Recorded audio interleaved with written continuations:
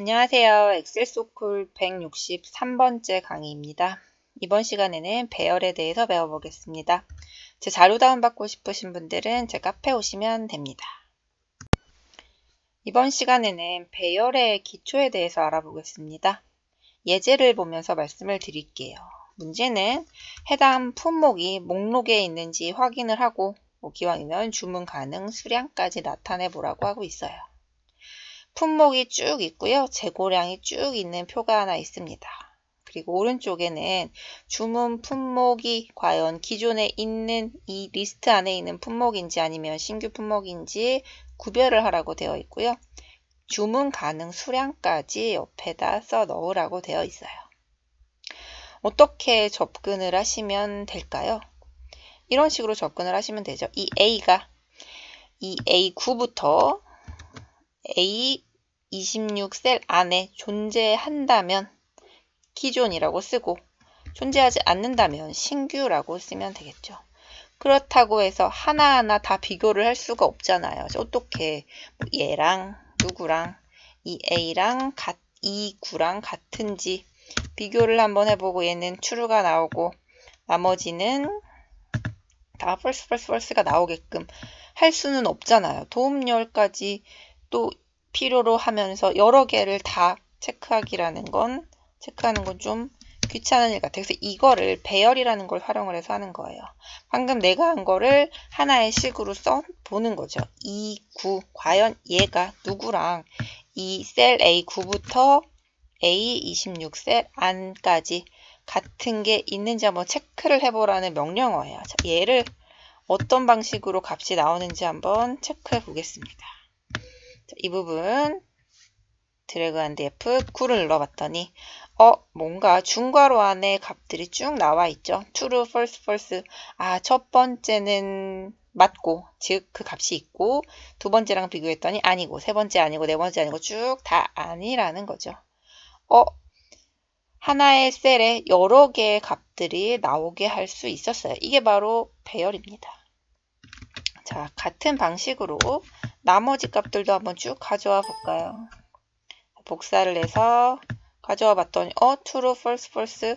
분명히 i도 있고 h도 있고 y도 있어요. 그런데 왜 false라고 나오냐면 자, 하나의 셀에서 표현할 수 있는 값은 하나밖에 없어요.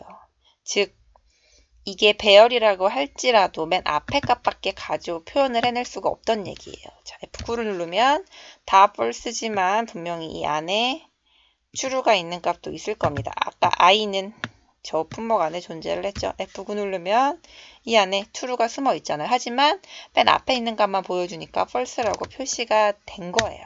자, 이걸 극복하려면 어떻게 해야 할까요? 바로 true는 숫자 1하고 똑같고 false는 숫자 0하고 똑같다는 사실을 기억해내시면 됩니다.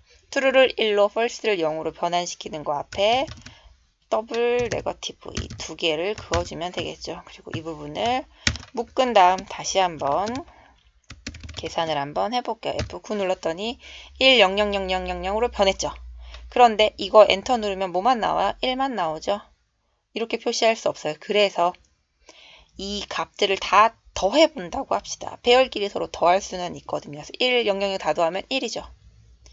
자, 그래서 이 부분을 sum 값으로 넣을게요. 자, 그리고 엔터를 눌렀습니다. 나머지도 쭉 가져와 봤더니 전혀 변한 게 없죠. 왜 그렇습니까? 얘는 분명히 배열이라고 말씀을 드렸잖아요. 엑셀에서 알아야 돼요. 얘가 방금 내가 만든 이 식은 바로 배열식이라는 걸요. 그래서 엑셀한테 알려주는 방법 그냥 엔터가 아니라 컨트롤 시프트 엔터를 누르시는 겁니다. 그랬더니 보이기에 어떻게 보이세요? 중괄호 안에 들어갔죠. 중괄호 안에 있다는 건 이 수식이 배열이란 뜻입니다. 그래서 기존에 있으면 1, 없으면 0으로 표시가 되는 거죠. AA가 있는지 한번 볼까요? 맨 밑에 AA 존재하는 거 보셨죠? 자, 그래서 좀 더 예쁘게 나타나기 위해서 if 함수 쓰시면 되겠죠. 자, 이게 만약에 0보다 크다면 기존이라고 쓰고 아니라면 신규라고 쓰자.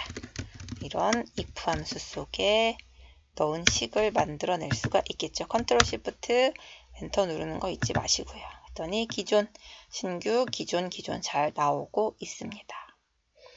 하나만 더 해보면요. 자, 주문 가능 수량까지 나타낼 수 있어요. 어떻게 계산하시면 되냐면 좀 전에 우리가 만들었던 바로 이 배열을 이용을 하는 거예요. 자, 이 부분만 쭉 가져오면요. 컨트롤 C 눌러서 자, 여기에 가져오면 어떤 값들이 나타나게 될까요? F9 누르면 10000이죠. 이거랑 대응되는 값들이 바로 이 B9부터 B26이 되잖아요. 똑같은 값의 데이터셋이 있다면 서로 곱할 수도 있어요. 그래서 이 두 개를 곱해주는 겁니다. 곱하기 누구? B9부터 B26까지. 자, 그런 다음 얘를 또 계산을 했으니까 괄호로 묶어주시고 그 다음에 sum 함수를 이용을 해서 합을 구하셔야 제대로 된 값이 나올 거예요. 자, 이 부분 어디에서 틀렸나요? 괄호 부분이 하나 틀렸죠. 자, sum 이 부분을 하면 sum 부분에 있는 넘버 부분 밖에 괄호가 하나가 더 있죠. 자, 얘를 없애주고 괄호를 여기까지 가져오고 컨트롤 시프트 엔터를 눌렀더니 내가 원하는 값들이 쭉 나오는 거 보실 수 있죠. 배열은 이렇게 이해를 하시면 돼요. 배열끼리 곱할 때는 반드시 그 안에 있는 데이터들의 개수가 똑같아야 되고요. 당연히 열인지 행인지도 똑같아야겠죠. 마지막에 컨트롤 시프트 엔터를 눌러서 이거는 배열이니까 알아서 잘 계산을 하라 라는 명령으로 엑셀에게 알려줘야 됩니다. 이렇게 해서 제일 간단한 배열에 대해서 알아봤습니다. 감사합니다.